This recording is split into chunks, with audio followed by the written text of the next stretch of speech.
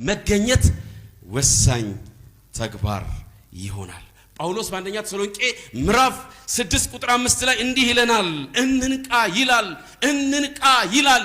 ማንቃት ይፈልጋል። በመልእክቱ ጳውሎስ በመልእክቱ እንዲህ ሲል ይናገራል። እንግዲህ እንንቃ፣ ራሳችንን እንግዛ እንጂ እንደሚያንቀላፉት እንደሌሎች አንሁን ይላል።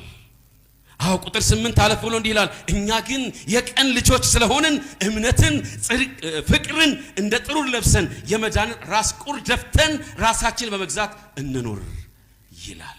ክብር ለጌታ ይሁን። እምነትንና ፍቅርን እንደ ጥሩር ለብሳችሁ ይላል።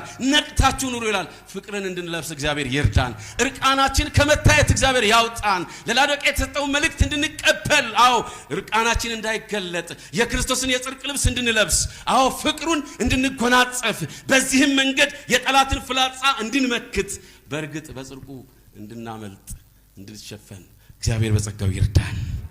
ወንድሞቼ የመዳንን ተስፋ እንደ ቁር ደፍተን ይላል ራሳችን ገዝተን እንኑር ይላል።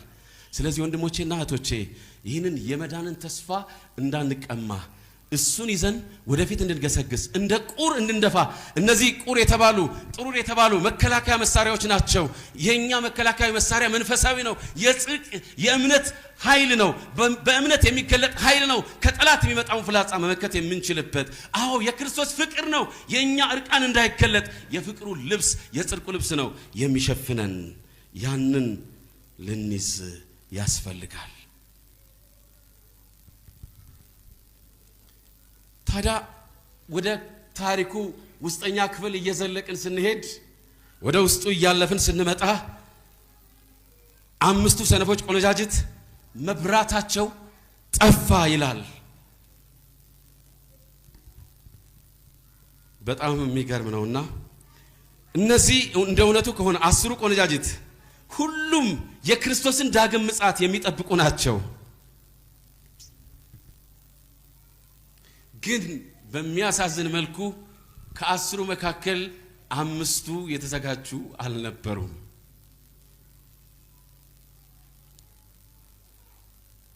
በእነዚህ በ5ቱ ሰነፍ ሴቶች ህይወት የሚከሰተውና የሚከናወነውን ሲገልጽ ስለ መብራታቸው ሲናገር ቃሉ እንደዚህ ይላል።